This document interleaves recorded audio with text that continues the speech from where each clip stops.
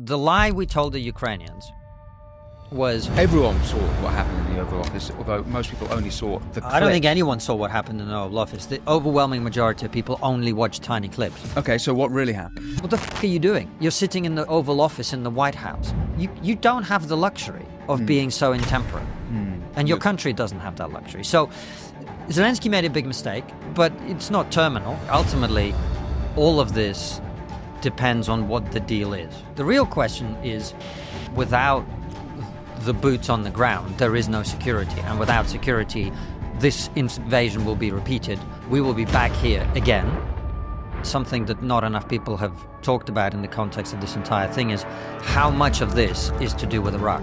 If we don't end the conflict in Ukraine on the right terms, we are building up terrible consequences for the long term. I want to talk about the MAGA Right. You mentioned that they keep saying lies. Okay. What are the lies that the big lies? Where do we start? The big lie is in 2014, there was a coup in Ukraine. Now, a lot of people say, yeah, but it was funded by the CIA and it was sponsored by blah, blah, blah. Every revolution in history has interference from foreign powers. And the Russian equivalent of the CIA were all involved trying to suppress those protests. The third big lie that gets spread about by people like Tucker Carlson is this is complete nonsense. But here's the reason I believe that's happening. Before you hear from Konstantin Kisin, I ask, if you want to support this show, all you have to do is press subscribe. If you do that, I can have more phenomenal guests like Konstantin Kisin exploring the issues you want to hear about and that the mainstream media won't touch. Remember, go over to winstonmarshall.co.uk for exclusive videos, contents, and interviews and interactions with me. But without further ado, here he is, Konstantin Kisin. Konstantin, before I ask my first question. Yeah, it's been a while getting this invitation, mate, from someone I considered a close friend. The show's had many guests. It's been a while. I'm just saying. It's been about 3 years, actually, since we last spoke when I was at the Spec. But thank you for coming back on. As we speak, there are Ukrainian representatives going to Saudi Arabia, as well as Russian and American going back into peace negotiations. Meanwhile, Trump has pulled, as well as military aid, he's pulled use of American intelligence and satellites from the Ukrainians. He's also now threatened Putin and Russia with sanctions. And meanwhile, we have people like Elon Musk saying that America needs to pull all funding for NATO altogether. Europe, on the other hand, has been saying that Trump and his pals like J.D. Vance are the dictators in this situation. I guess that seems to be one mode of thought, the popular thought. Starmer seems to be, Keir Starmer, our Prime Minister, British Prime Minister, has been stepping up and taking so much more of a leadership poll. This all off the back of the famous Oval Office meeting between Zelensky, J.D. Vance, Marco Rubio, and Trump. I want to get into all of this with you. I want to start with the question. Trump promised that he'd have the Ukraine deal sorted before he even came to office. We're now coming up to the second month of Trump 2.0. Do you think that the Trump administration has pushed the Ukrainian conflict towards an end in such a way that it will have a sustainable resolution? Oh, we have no idea because we don't know what the deal looks like. Ultimately, all of this depends on what the deal is. If Donald Trump is able to get a deal that's good for Ukraine and good for the world, and those two things are very closely connected for reasons that I'd like to get into. Yeah. If he's able to do that, I think the Nobel Prize, the Nobel Peace Prize, and all other stuff he covets would be quite legitimately given to him. If, on the other hand, he leaves Ukraine in a vulnerable position and leaves the world in a position that makes things more dangerous, which there's a very real possibility that he could do, then he will have committed a great geopolitical disaster from which we will all suffer for a long time to come. And what I mean by this is as follows. So if you remember from day one, I've always been very clear that the ultimate resolution of this conflict, I said this on Question Time literally 2 days after the invasion happened 3 years ago, which was that Ukraine would have to give away land in exchange for permanent security. And what that permanent security is not a minerals deal. Permanent security is not words on a piece of paper. Permanent security means a physical barrier between Russian troops and Ukrainian troops that Russia would never wish to violate, right? If a deal that is signed does not do that, that will be a bad deal for Ukraine for the obvious reason that Ukraine can then be invaded again at will, right? And Donald Trump will say, well, Vladimir Putin has never reneged on a deal with me. That's great, even if that's true, for the next 3.5 years. What happens when the leader of the United States is no longer Donald Trump, or when the leader of Russia is no longer Vladimir Putin, right? So if Ukraine doesn't get that permanent security, Ukraine is left in permanent limbo. It can be invaded again. Now, why is that's bad for Ukraine? And if you don't care about Ukraine, you might not care. You just want this to be over with. Obviously, a lot of people on the American right feel that way. Fine, except what happens down the line when Russia chooses to come in for more land, when it invades again, because it will have no reason not to. Having a minerals deal isn't going to prevent Russia from invading. There's no reason why that would stop. I mean, okay, you've got some American people digging stuff out of the ground in Ukraine. That doesn't mean America will go to nuclear war if Ukraine is attacked. We're back to words on a piece of paper, right? Now, then we're in the same position we were 3 years ago, except things are much worse. And we're back to Russia's red lines, the risk of nuclear escalation, whatever. There's also another consideration, which is, and this all, Winston, you and I have a similar generation, and something that not enough people have talked about in the context of this entire thing is how much of this is to do with Iraq.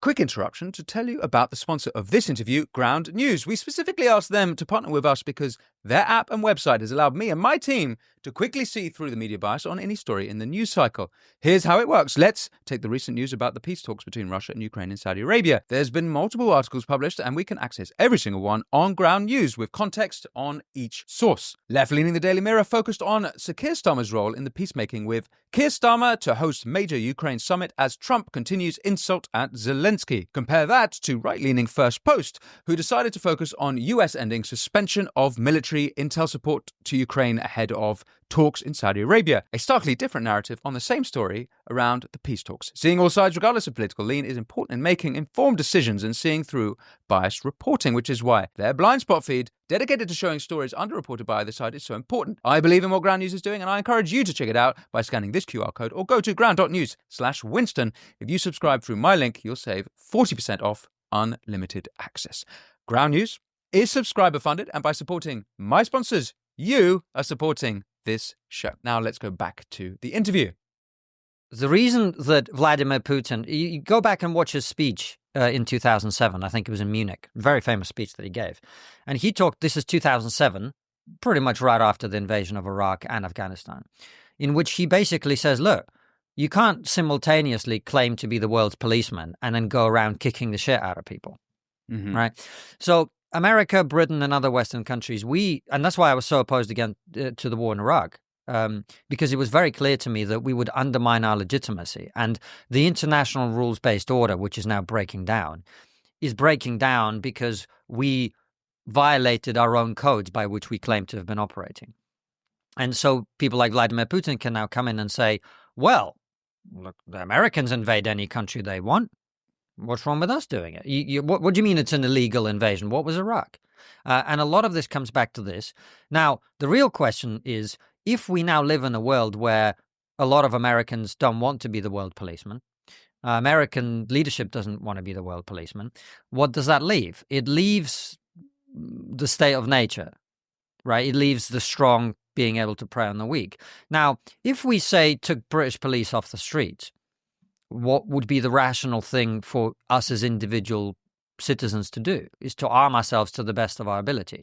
So if I could get a gun in a state that with no police, I would 100% get a gun. So I always said I like living in the UK where we don't have guns, but if I lived in America, I'd definitely own a firearm. Now, if Ukraine is seen to have been sold out, if Ukraine is seen to be essentially thrown to the wolves, if Ukraine does not have long-term security, then every sensible country in the world that has powerful enemies would immediately be quite wise and rational to pursue nuclear weapons as quickly as possible. And so the risk here is not only that Ukraine can be invaded again, the risk is that you leave everyone in a place of fear and paranoia, and you leave everyone with a pretty rational desire to secure themselves against the aggression of powerful neighboring countries. And we know that if Ukraine had nuclear weapons in 2022, it would never have been invaded. So there will be a lot of rational people, if this happens, going, well, in this current environment, there's no police force. I need a gun. Yeah. I want to understand what a good deal for Ukraine would be and what a good deal for Russia would be, because presumably both sides have to feel that way, at least, even if it's not practically a good deal for them. Yeah. Let's start with Ukraine. It doesn't seem like there'll be any appetite for America to put troops on the ground, boots on the ground, to use Sir Keir Starmer's language. Sir Keir Starmer is talking about boots on the ground, and it seems like one of the main, more popular proposals is that there's some sort of British contingent on that border. Mm-hmm. The Russians have said that that's not acceptable to them. What do you think would be reasonable to expect or practical for the Ukrainians for their security? Well, as I said, it remains a matter for negotiation. My view is that without the boots on the ground, there is no security. And without security, this invasion will be repeated. We will be back here again. And on top of that, as I said, there's the risk of nuclear proliferation. Do you think it should be British boots on the ground? I don't think it's just British. I think what you need is an international peacekeeping force in a demilitarized zone between the two countries. That's what my view is. And I don't see any other alternative. As I say, if there are no physical barriers to Russia's invasion, there is no reason why they wouldn't invade again. Absolutely no reason.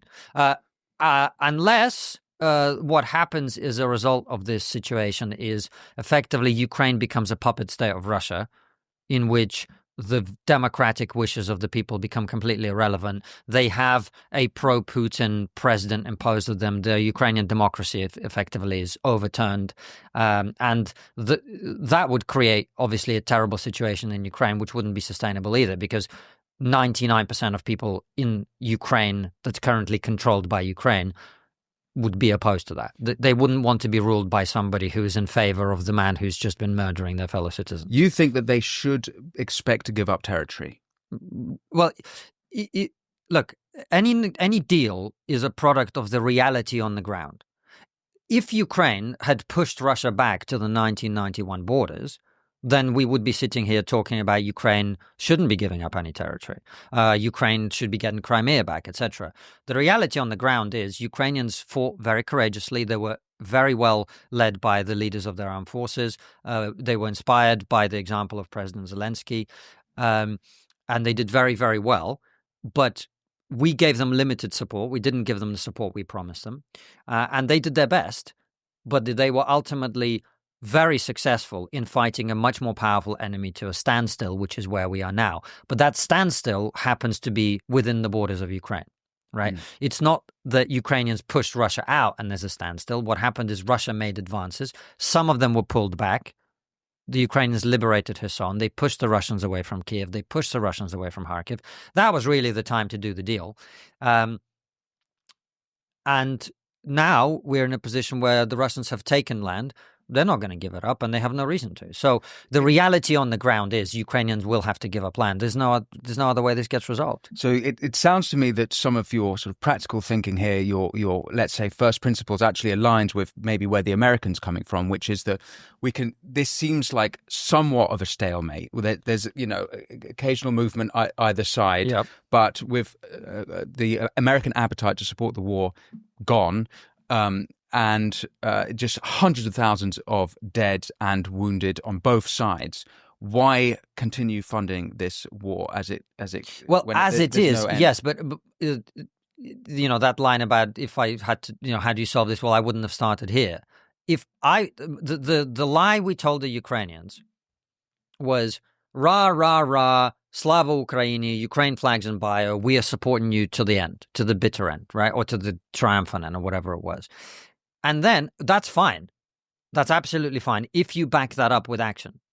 What we did was the worst of both worlds. By we, I mean Europeans and Americans, which is we said to Ukraine, we're going to back you to the hilt. You're going to be able to take back your territory, fight for your land, etc. And then we half-assed our support for them. We didn't give them the equipment they needed to really push the Russians back because we were afraid of Russia's nuclear blackmail. If I were in that position, I either would not have said those things to them. I would have said, look, the reality is we can't risk nuclear escalation, so you're going to have to sign a peace deal now in the early days of the conflict. Or a year after the conflict when the Ukrainians had just had big successes and should have perhaps been encouraged to settle then. Or if I had made the commitment to Ukraine that we're going to back you all the way, I would have backed them all the way. But backing all the way means nuclears. No, not at all. Because Russia was never going to start nuclear war with America over America giving 10 more tanks or 100 more tanks to Ukraine. Okay, but there's been a lot of European leaders who have said, we'll do whatever it takes. Now, initially, Germany gave them 4,000 helmets. Right? My point is, we've edged in instead of giving them the support straight up. Right? Now, maybe there will be a lot of people who reasonably say, well, we had to do that because we're worried about what if Putin's gone crazy? What if he's got brain cancer? He's going to blah, blah, blah. Fine. But then we should never have promised them that we were going to back them all the way. So the Ukrainians fought on what I consider to be a false premise and a false promise from our leaders, which I think is despicable that that's what's happened. However, the reality is what the reality is. We gave them the help we gave them. It wasn't enough for them to overcome a much more powerful enemy. And now the reality of the ground is the Ukrainians are not going to get the support from Donald Trump. They had an election in America. You may hate Donald Trump. You may like Donald Trump. The fact is they had an election in America, and the people who elected Donald Trump want this war to be over. They don't care how it's over. They don't really care about Ukraine, let's be honest. Now, you can say that's wrong. You can be upset about that. And, I understand why a lot of pro-Ukraine people would be upset about that. I just prefer to live in the real world, no matter how uncomfortable those realities are. In the real world, Ukraine is not going to get the support from America. And it's not going to get the support from Europe for a very different set of reasons, mainly that we don't have the industrial capacity or the will to actually support them fully. And at this point, it's probably too late as well. So that all being the case, yes, of course, I wrote an article more than a year ago saying it's time to end the war. It's time to bring it to a close. But if we don't end the conflict in Ukraine on the right terms, we are building up terrible consequences for the long term. So you have translated many of Putin's speeches. You have family in Russia, I understand, if I remember correctly. Sure, and in certainly Ukraine. What does a good deal for Russia look like? What, from their point of view, do you think will be sufficient for them to end the war? Well, the land acquisitions that they've made are significant for... It's kind of symbolically very significant. So what they've done is they've got the land bridge to Crimea. In other words, Crimea, which they annexed in 2014, was effectively cut off by land from Russia. There is the bridge, which we saw some explosions on during the course of this war, that connects the Crimea to the Russian mainland. But now they have an actual land bridge, which means all the bit along the coast of the Black Sea, which is very significant. So if Vladimir Putin can say, we prevented Ukraine from joining NATO, we got a land bridge to Crimea, and we've got our people, our Russian speakers are now safe in that part of the world, etc. That's a win. I believe their arguments about the risk of escalation by having peacekeepers on the border is something that is a flexible demand as opposed to an absolute red line. And that's really what all these negotiations are going to be about, ultimately. Because the Ukrainians know that if they sign a peace deal that doesn't give them permanent security, all they're doing is selling their people down the river, where they're going to end up in this exact same position down the line. Does it matter that the potential boots on the ground would be NATO related? Who else is it going to be? Is it going to be Nigeria? I mean, come on. Which nations are going to be a credible deterrent to Russia on that border? But from the point of view of the Russian, I mean, they're not going to like that. They're not going to like that, of course. But in order for this deal to be done, both sides are going to have to swallow a lot of things they don't want to swallow. Right. And you got to understand as well, Putin is clearly in this scenario in the stronger position, undoubtedly. But it's not like the appetite. He's in a stronger position. Why? because he's winning on the ground. His troops are winning the battle, right? He's taken land, and he now has in the White House someone who has no appetite for backing Zelensky at all. So he's got the upper hand. But at the same time, it's not like the war is super popular in Russia. It's not like they want it to keep going. It's not like they want to lose more men and spend more money and create more geopolitical discontent. It's not like they want this war to keep going either. So in the interest of actually having peace, both sides are going to have to give something up. Now, I may be wrong.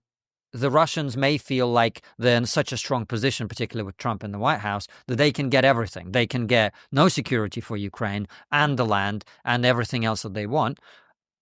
I hope that's not the case because, as I say, I think that would be a very bad thing for the world, not just for Ukraine and for the West. Forgive me for asking a sort of broader question, but there's something I've never fully understood and have got different messages on. But what do you think is the primary motivation of Putin? Some people will say he wants to take back the old Russian Empire. European leaders will say that if there's not a proper deterrent, he'll try and this is a threat to all of Europe's sovereignty. The former Soviet states he might go for. There's the Baltic states as well. How can we really understand what Putin's motivations are? Well, first of all, nobody actually knows except people who talk to him directly. You have to listen to the things that he says. And you also have to look at Russia geostrategically and in history. Now, what is Russia? Russia originated as the Duchy of Muscovy, which was one of the duchies in what we now call the Russian area, right? There were other duchies in that area too. And because of the geography of that area, it was always very vulnerable. So what the Duchy of Muscovy did is it expanded by acquiring into itself and subjugating its neighboring tribes. And the reason it has to do that is it's trying to find a natural place that would make it safe from invasion. Russia is very vulnerable to invasion. The 80% of Russia's industrial base, a very significant portion of its population, basically most of its economic activity, other than digging stuff out of the ground, which is obviously a huge part of it, is all concentrated in the western 20% of Russia, which has been invaded by everyone from Napoleon to Hitler to the Poles to the Swedes, everybody. So Russia's natural instinct is always going to be to push west to positions that it's capable of defending. It's one of the reasons that Russia's great ambition in Ukraine is to cut Ukraine off from the Black Sea, because what that does is it reduces the border that Russia has with any potential adversary. So Russia's natural inclination is always going to be to expand to positions that it can defend, to mountain ranges, to seas, etc. So it's one of the reasons that the Baltic states, for example, are always going to be a natural aspiration for Russia, because it means that area is safer as a result. Now, does that mean that Vladimir Putin is going to invade NATO? Well, I think he'd be pretty foolish to do so, given that NATO is a nuclear alliance. But if the Americans take NATO apart, then what possible reason would he have not to recover Latvia, Lithuania, Estonia, and other countries? This is where we come back to my point about the risk of nuclear proliferation. If you take away the American nuclear umbrella from all the countries in Eastern Europe, why on earth would Poland and other countries in that region not immediately pursue nuclear weapons? What would be the possible reason to do that? So is anybody saying that once he's finished with Ukraine, Vladimir Putin is going to go and invade Poland while it's in NATO? I don't think that's true. But that's also partly as a result of the fact that he's been fought to a standstill in Ukraine and lost a hell of a lot of men. The Ukrainians were right to make a stand, I think. But would Vladimir Putin like to be remembered as the man who rebuilt the Russian Empire? Of course he would be. Of course he would be. Now, does that mean that he would go to war with NATO? I don't think so. But his aspiration, of course, is that. And he views Ukraine as an illegitimate country that should never have been allowed to come into existence. And I don't know if you've had a chance to watch it, we published an interview with my dad on Triggernometry. My dad was in charge, to a small extent, of Russia's foreign policy towards its nearby countries. And if you talk to my dad, I mean, he's very clear. His department was charged with rebuilding the Soviet Union. That's what they would. That was their stated objective under Boris Yeltsin, who was a far more liberal president of Russia than Vladimir Putin. So Russia will always seek to reacquire those lands or reacquire control of them by any means necessary. And if you read people like Alexander Dugin, who's become very popular with some people in America these days. I haven't read Dugin, so maybe you can give me a... Well, he wrote a book, and he wrote many books, but he wrote a book in 1997, or it was published in 1997. This is before Vladimir Putin came to power, which is a kind of Machiavellian The Prince style book. Part of it is historical analysis, and part of it is essentially a manual for running Russia. And he's very clear. Russia, he is part of a movement in Russia that represents something called Eurasianism.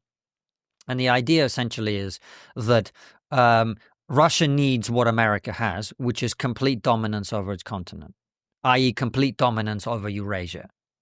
That is everything from the east to the south to Iran. Russia is now very close friends with Iran.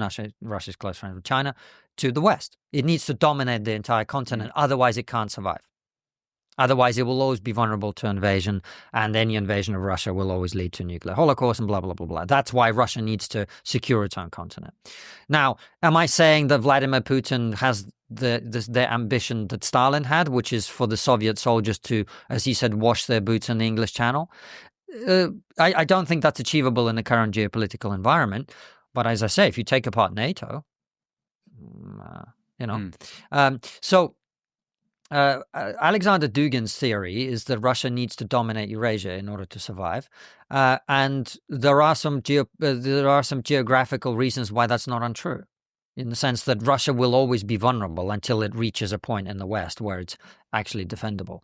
So that will be a lot of the rationale behind it, and personal greatness and all of these things. They all come together. Yeah. Can I take you to the Oval Office? Because you're someone who, I mean, everyone saw what happened in the Oval Office, although most people only saw the clip. I don't think anyone saw what happened in the Oval Office. The overwhelming majority of people only watched tiny clips. Okay, so what really happened? Well, I watched the tiny clips and I thought, okay, Donald Trump and J.D. Vance are bullying Zelensky and are being assholes.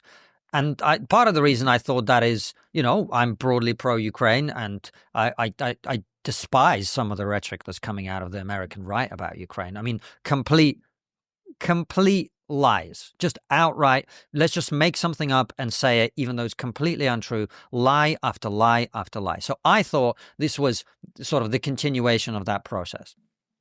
But when I watched the full press conference, it became very clear that that's the exact opposite of what happened. Donald Trump was actually desperately trying to sign that deal. And Zelensky instigated a fight with J.D. Vance for what I think are probably just temperamental reasons. He just had enough of certain things he didn't like hearing and just lost his cool. That's really what happened. So where was the moment it turned south for you? The moment it turned south, it's not for me. It's very clear what happened if you watch the full thing. They're having a 40-minute discussion in which Donald Trump is being as friendly as he possibly can be to Zelensky. It doesn't mean Donald Trump is saying all the things that Zelensky likes and wants to hear. Donald Trump was being uncharacteristically diplomatic in that meeting. And then I think what actually may have riled Zelensky is the fact that Marjorie Taylor Greene's boyfriend asked him why he's not wearing a suit in a very dickish way. And I think he may have just taken that personally. And then J.D. Vance said something about, ultimately this will have to be resolved diplomatically. And at this point, Zelensky said directly to J.D. Vance in a very confrontational way, "Can I ask you something?" And then proceeded to basically make it kind of a confrontation. Yeah. Now, I wrote a whole article and I did a video about it, both of which have been widely shared, which is that if you're sitting, look, let's be honest about MAGA. The MAGA position on Ukraine is we don't care. We shouldn't be paying for this. We want this to be over. We don't really care how it is. We don't really care where Ukraine is. We're not concerned about we want this to stop, right? So President Zelensky sitting in the Oval Office with the leader of the country, which is willing to continue to help. And despite the fact that their view of Zelensky is they don't particularly trust him, they don't particularly like him, they don't particularly want to fund the war in Ukraine, they were nonetheless willing to help to bring this conflict to an end. All he really had to do is sit there and look grateful. And instead, he decided to instigate a confrontation with J.D. Vance, which then, of course... Which J.D. Vance then escalated. Of course. Oh, yeah. Well, J.D. Vance unloaded the barrage of MAGA talking points that he'd clearly been holding back out of politeness because Zelensky gave him that opportunity. And then Donald Trump, of course, had to defend J.D. Vance. And then Zelensky made what I think is actually an even bigger error than instigating the fight, which is he started telling Americans about, well, you will feel this if you don't help us. And then Trump got triggered. And Trump, And did he swear as well? He muttered something under his breath that sounds like suka, which means bitch, but that's not... They wouldn't have necessarily understood that. No, and it would not have been meant as a J.D. Vance, you are a bitch. Like that phrase in Russian generally means like... For fuck's sake. Oh, for fuck's sake. Right. That's what it means, right? But again, what the fuck are you doing? You're sitting in the Oval Office in the White House. You don't have the luxury of being so intemperate. And your country doesn't have that luxury. So Zelensky made a big mistake, but it's not terminal. He could rectify it, and we'll see if that happens. That was my suggestion, is like, okay, look, you made a mistake. We all make mistakes. You go in, you say, look, Mr. President, we started off, this came off wrong.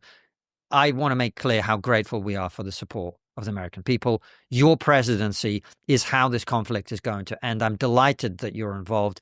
It's great to have you leading this process. Somebody on Bill Maher, I think it was Fareed Zakaria, said, what Zelensky should have done is said, we have a very special, unique medal that we only give out to in fact, we created this medal just for you, Mr. President. Here, and everybody laughs on Bill Maher.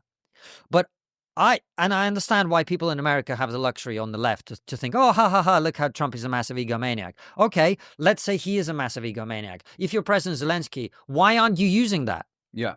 Right? It seems to me that he learnt his lesson the day after. He flew to London. He had a meeting with Keir Starmer. I suspect he got advice from Keir Starmer, but if you look at his next statements that President Zelensky put out, he was very much basically taking that was so grateful to the American people, so grateful for the ongoing support, couldn't have done it without you. We're serious about peace. This, of course, is directly after the Oval Office meeting. Trump said Zelensky is not serious about peace. So maybe it was a reaction to that. Do you think I'm right in thinking Zelensky probably learned his lesson? I would think so. And I said in that article, I don't know if you had a chance to read it, and in the video, I basically made this point, which is forget about personalities. The reality on the ground is Ukraine can't survive without American protection. So Zelensky was going to always have to come back and eat some humble pie. I'm glad he's done that. And, hopefully this can now be resolved. So, in the part where he challenges J.D. Vance, he starts listing examples of when Putin broke ceasefire. Yes. Do you think his analysis was accurate in what he said? Yeah, it's irrelevant. It's irrelevant whether it's accurate or not. Was it accurate or not? I don't remember the exact details. But why is it irrelevant then? It's irrelevant because to challenge J.D. Vance in that way in front of cameras is only going to produce the reaction that it produced. That should have been handled much more diplomatically, much more carefully, and behind closed doors, and with a great deal more respect. The reason why I'm curious to even push on that, although it might be a side point, is that Trump is very happy to say this war would never have happened if it had been in office. He talks about, as to his followers, the state of the world during Trump 1.0, there was more peace. And obviously Biden comes to power. We have two major conflicts, Ukraine and Gaza. But I was curious to ask whether what happened in Ukraine when Trump was president from 2016 to 2020 suggests that is Trump accurate in thinking he was good for Ukraine from his legacy in that 4-year period? Well, he did arm the Ukrainians somewhat. Gave them javelins. etc. And you could say that was somewhat a provocation to Russia on the one hand. On the other hand, after 2014, you had to recognize that Russia is clearly a hostile actor in relation to Ukraine. Donald Trump, I think I absolutely think it's true that neither October 7th nor the invasion of Ukraine would have happened if he was still president at that time. And that's because he would have found, that might have been because he would have found some kind of deal that people would have then said he sold out Ukraine. But I nonetheless don't think he would have allowed the war to happen in this way. And October 7th would never have happened, in my opinion. There's a line of thought that will inevitably earn you the moniker of Putin stooge or apologist. Good luck with that. I've been critical of Vladimir Putin for 20 years, mate. Right. Well, sorry, this is, when I say you, I mean one. Yes. But this has been directed at everyone from Nigel Farage to Bobby Kennedy Jr. Yeah. Anyone who suggests that Russia and Putin might have been provoked before 2022, basically since the Soviet Union collapsed. Yeah. Do you think there's legitimacy to say that Russia had been provoked in that period? Russia doesn't appreciate NATO's eastward expansion. That's true. And this is why I'm so frustrated. We keep inviting John Mearsheimer on our show, who's the chief promoter of this argument. And the one question that no one's ever asked him that I would love to ask him is, okay, you think NATO and expansion was the wrong decision and we've provoked Russia by doing this. Fine. Where would Putin's tanks be today if NATO hadn't expanded? It's the counterfactual, right? Because if you have a choice between expanding NATO and not expanding NATO, those are the two scenarios in history. So we've taken the expanding NATO to Poland, the Baltics, etc. That's what we've done. And this is a provocation. What would have happened as Russia strengthened if those countries who were terrified of Russia repeating all the terrible things that Russia has done to them over centuries? What would be happening to them right now? Would Vladimir Putin's tanks be in Ukraine or would they be further west? The problem we have here, and we've got another interview with my dad coming out in which we talk about this, is that you're essentially talking about a conflict between two civilizations. And there is a gap between those two. And that gap is always going to be sought to be filled by either side. Mm-hmm. It's just how it works. So you could argue that, yes, by pushing NATO eastwards, we're aggravating Russia. Well, my argument to you would be, if we hadn't pushed NATO eastwards, quite a lot of the countries that are now in NATO would be back where they've been for centuries, which is under Russian subjugation. And I've never heard any of the people who say Russia's been provoked address that argument at all.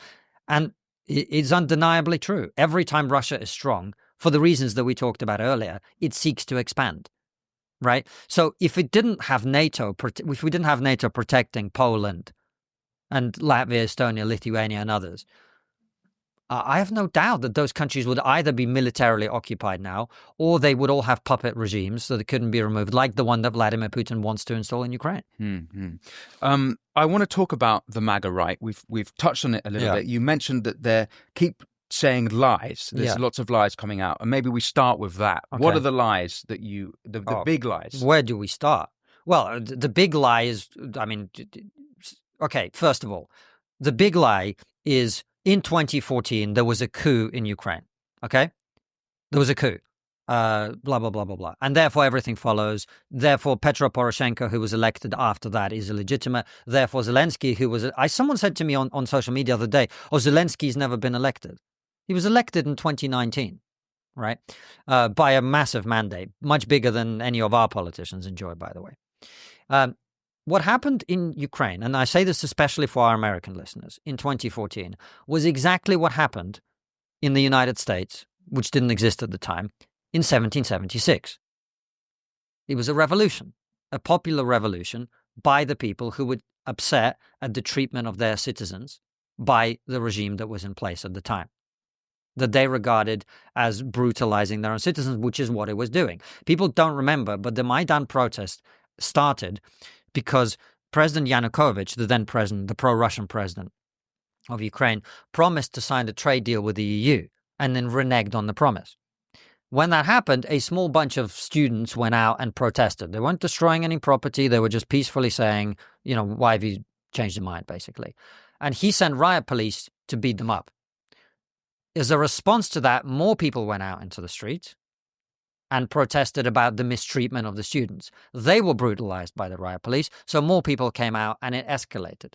Now, a lot of people say, yeah, but it was funded by the CIA and it was sponsored by blah, blah, blah. every revolution in history has interference from foreign powers. The Russian military intelligence and the Russian equivalent of the CIA were all involved trying to suppress those protests and indirect communication with President Yanukovych. And if you think about my example about 1776, do you know why the French Revolution happened? So the American Revolution is 1776. The French one is 1789. Do you know why it happened? The French gave so much money to the Americans, they bankrupted their own country. And as a result of that, their regime fell. Because the French helped the Americans so much. Why? Because the American revolutionaries were the enemy of their enemy. Right? This is what always happens in revolutions. So what happened in 2014 was not a coup, it was a revolution. That's the first big lie. The second big lie is that President Zelensky is a dictator, which is what these people like to say. Now, people, including Elon Musk. Now, Donald Trump... and Donald Trump, although Trump since then kind of brushed it off. Did I say that? Or Donald Trump is, the art of the dealing it, which is he says outrageous stuff so he can shake up whatever's going on and get what he wants. The problem is there are a lot of people who actually believe the things that he says and do take him both literally and seriously, right? Now, why is this not true? Well, I understand that in America there's perhaps a slightly different context and they've had elections in the middle of wars across the European continent, which is where Ukraine is, right? We've always had the same rules that Ukraine has under its constitution, which is when a war begins, you declare martial law. And in this country, we didn't have an election in the UK between 1935 and Germany being defeated, right? For 10 years in a country in which at that time elections were pretty common, not just every 4 years, but sometimes much more regularly than that, right? So the fact that President Zelensky hasn't held an election... We were still at war with Japan when we had the election. That's why I said Germany was defeated, right? We were no longer a physical threat at that point. Our armies were fighting on the other side of the world, right? So for 10 years, we didn't have an election, right? And the reason is it's kind of hard to have an election when you're being bombed on a daily basis, when half your men are on the front line and the rest of your country's refugees in other countries. Millions and millions of Ukrainians are not in Ukraine, which is why when Donald Trump tried to speak to the opposition leaders through his various people in Ukraine to see if they could get rid of Zelensky, he talked to Petro Poroshenko, the previous president. He talked to Yulia Tymoshenko, the prime minister, who's very against Zelensky. He talked to Valery Zaluzhny, who is the former head of the armed services of Ukraine, who's today the ambassador of Ukraine in the UK, who was fired by Zelensky. They all said, by all accounts, we can't have an election now. That's crazy, right? So the idea that President Zelensky is a dictator is complete rubbish. The other thing that they lie about him and call him a dictator is he's suspended parties that are critical of him and he's suspended media. What he's suspended is pro-Russian parties. In other words, parties that are collaborating with the enemy. And he suspended media outlets that are pro-collaborating with the enemy, which again, the British Union of Fascists would not have been allowed to publish a newspaper in Britain during the course of World War II. These are perfectly normal things for people to do in the middle of a war, okay? So that's another big lie. The third big lie that gets spread about by people like Tucker Carlson is President Zelensky is persecuting Christians in Ukraine. This is complete nonsense. Right. What's happening in Ukraine is there's the Russian Orthodox Church in Ukraine and the Ukrainian Orthodox Church in Ukraine. And they're effectively fighting a civil war between each other for control of who gets to be the lead Christian church in Ukraine. So to the extent that there are reprisals against the Russian Orthodox Church in Ukraine, that's why that's happening. And again, I know this personally because I have friends on both sides of this argument. Some of whom are in the Russian Orthodox in the Russian Orthodox Church in Ukraine, who on the day of the invasion were basically saying, "Oh, this is great. We're delighted that we're now being rescued." Right? These are a fifth column in Ukraine. Now, what do countries at war normally do with a fifth column? They don't. I mean, the Americans just rounded up hundreds of thousands of Japanese people and threw them into internment camps. So, all of this stuff is just bullshit. And I understand the desire to put pressure on Zelensky to achieve peace. I think peace is necessary, as I've said, but I am very uncomfortable with this grotesque dishonesty that people are spreading, and it's disgusting. And it's prominent people, as we've discussed, as we know. Tucker Carlson has actually called you out and said that there's no more repulsive group in American public life, although of course you're not American, I guess you have infiltrated American public life, then those who push for death and bankruptcy of America. It doesn't sound like to me that you are pushing for those things. Have I ever pushed for the death or bankruptcy of America? Well, you know me pretty well. From his point of view, he's saying the continuation of the war is bankrupting America because of the. That's not what's bankrupting America. Well, first of all, let's get this on the table, right? It's not 350 billion. It's probably like 100-something billion, most of which is fairly old military equipment that's been given to Ukraine that will be replaced by American manufacturers with new weapons, which is good for America, right? Number one. Secondly, the thing that's bankrupting America is that the fact that they keep printing money for every cause, just like we are in the UK. It's not the Ukraine war that's bankrupting America. The Ukraine war is a drop in the bucket compared to all the overspending that's happening in all of our countries. The reason that our countries are going bankrupt is we refuse to live within our means. Now, I have been consistently against war my entire adult life. I opposed vehemently the war in Iraq, which Tucker Carlson supported and pushed on the American public, you'll remember. As for these particular conflicts, I have never advocated for more war. What I'm saying is, if we don't get this right, we're going to find ourselves in a much worse place down the line. And my argument, which I've made to you earlier in the interview, is we either should have said to Ukraine, we're not going to help, or we should have said to them, we are going to help, and then helped. Those were the choices that we had, and I would have been happy with either of those. If we'd said to the Ukrainian... That's funny, right? Because David Sachs, who's now memes czar, I believe, has said recently, last week, the United States should never have gotten involved in Ukraine. The military-industrial complex profited, the Biden family grifted, USAID grafted, and Ukraine suffered. So you actually wouldn't have minded if America had never got involved? My view is we should have been honest from the get-go. And we should have said to the Ukrainians, look, let's be honest. We're looking around. We're running a debt at 100% of GDP. We are not going to be able to support you the way that you need to win the fight. That's just the reality on the ground.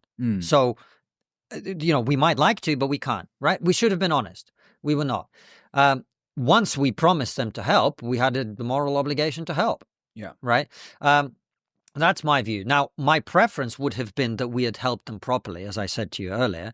But that's not me pushing for the death and bankruptcy for America in any way. I believe it is in America's interest and in the Western world's interest for effectively the rule of law to continue to exist in the geopolitical space. The moment that rule of law breaks down, I explained to you, a lot of people who make those arguments are rightly concerned about the risk of nuclear escalation. But the moment you take away the structure that we've had since World War II for maintaining, broadly speaking, peace, and this is why the war in Iraq was such a disaster, because it undermined our credibility, as I said earlier. The moment you take that away, you're going to get a hell of a lot more conflict, and you're going to get nuclear proliferation on a scale that we haven't seen. I really want to get into this worldview as far as we can, as much insight as you might have into this new world view of the factions of the American right. And Tucker Carlson seems to be, I guess, perhaps one of the most prominent voices of it. I think at a push he has said that Putin is a dictator, although if you remember his interview with Piers Morgan more recently, he seems far more concerned with Zelensky.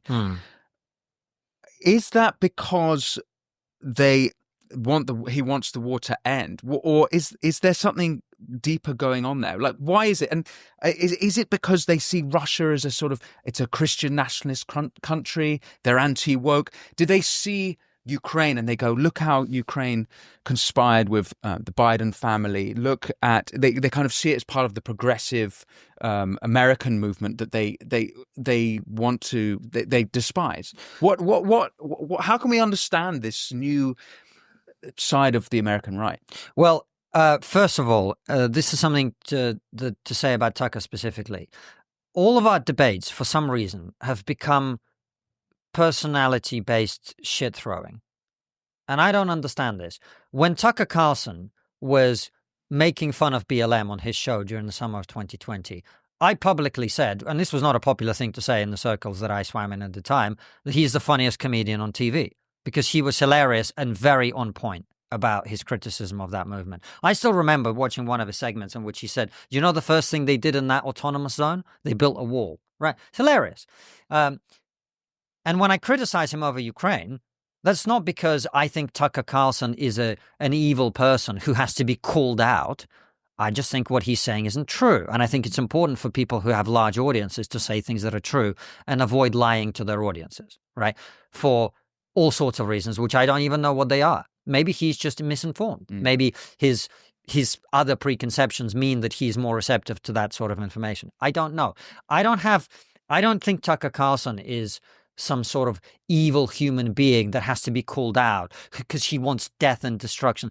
This is pathetic playground talk, which is why when he called me out, I didn't even react to it because it's childish and it's stupid and it's pointless. What we should be talking about is what we're actually talking about with you, which is the serious stuff of how does this conflict get resolved? How do we prevent things from getting worse over time, etc. Now, as for your question about the particularly in the American right and sections of it that seem to be very pro-Russia, as you say, I think there are a few different things going on.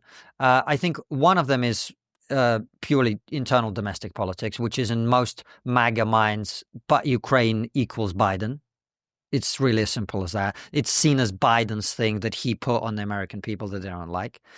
I think in terms of more sophisticated and intelligent people like Tucker, we saw in that interview with Piers Morgan that you allude to, that he essentially wants to, and this is why he's bringing on these, World War II revisionists, fake historians, people like that. He wants to upend our entire understanding of history and say that actually, as Daryl Cooper said on his show, Churchill was the chief villain of World War II.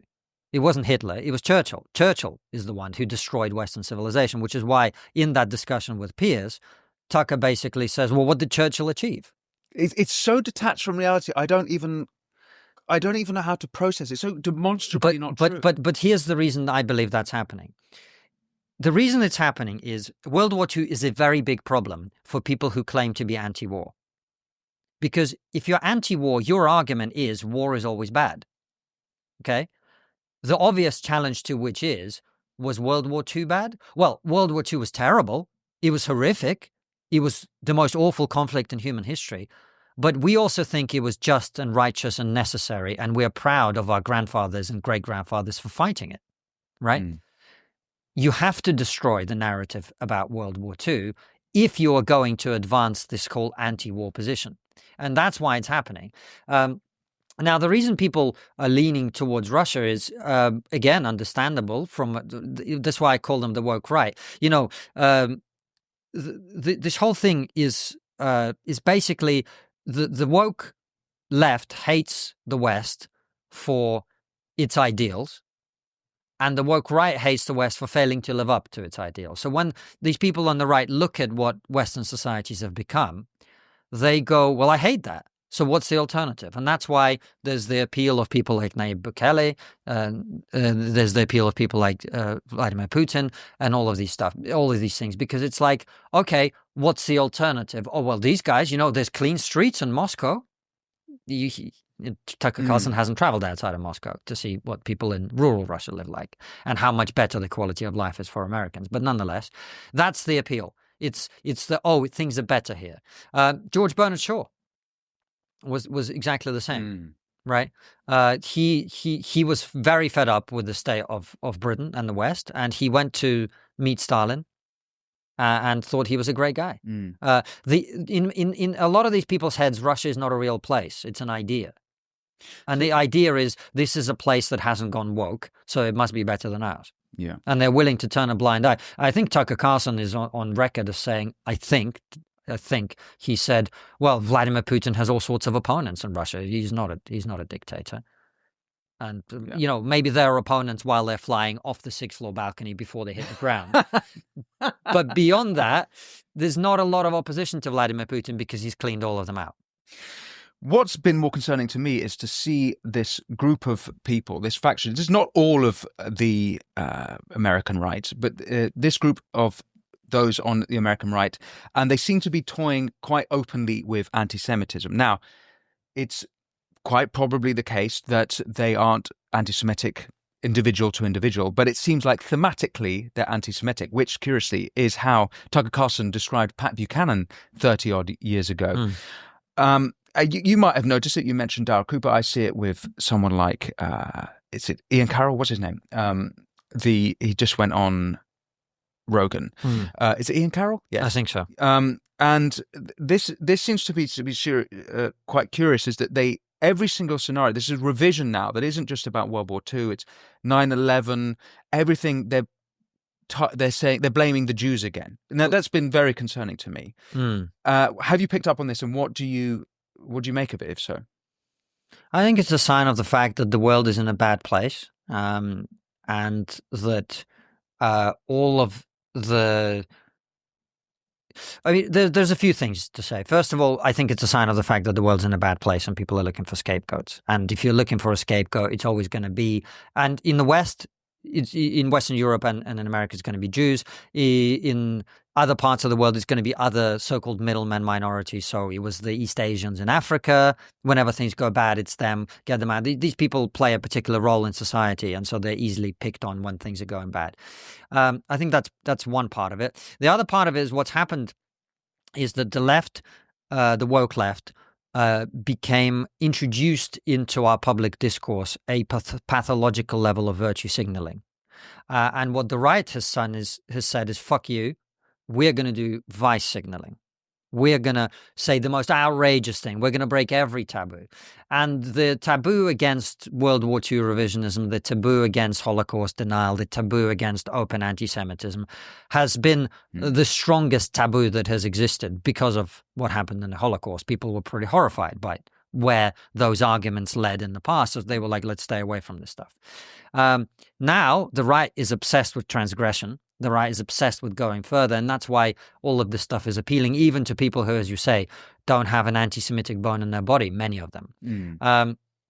So I think that's another dimension. And of course, the war in Gaza has become an issue for two reasons. Number one, there's only one Jewish state in the world, so whenever that state does anything, that reflects on all Jews everywhere. Because, if Qatar does something, we don't think that represents all Muslims, because there are many Muslim countries which have different policies and different attitudes. Israel's the only one. But the second thing is that obviously the human beings are rightly horrified by watching scenes of people being blown up, children being injured, all the things we see out of Gaza. And they're not capable of contextualizing that in a way that is accurate to the reality of why that's happening. So a lot of people, I think, just look at that and go, oh my God, that's terrible. Israel is terrible. Jews are terrible. And I think those are all the reasons why that's happening. What do you make of Elon saying he wants the US to withdraw from NATO? Do you think that that's... Elon, I know, actually, is not part of the anti-Semitic crowd, and he said some very pro-Jewish stuff, very pro-Jewish stuff. But he has said that he thinks US should withdraw from NATO. The US contribution to NATO is about 15% of the 4.6 billion euro annual budget. Is this a kind of way of signaling that how the Americans might escalate in the Ukraine, escalate against Ukraine to force Ukraine forward, or do you think? I think it's way beyond Ukraine. It's a way to put pressure on Europeans to pay their way. And I think, I think threatening to disband NATO is obviously a terrible idea, and disbanding NATO would be a terrible idea. I think the extent to which I agree with them is Europeans have taken the piss for a very long time, our country and other European countries, by not paying the share that they should have been. And, Donald Tusk, who I don't imagine either of us is a massive fan of, said this recently: we're asking 500 million Europeans are asking 300 million Americans to protect us from 180 million Russians who were stopped in their tracks by 40 million Ukrainians. Right?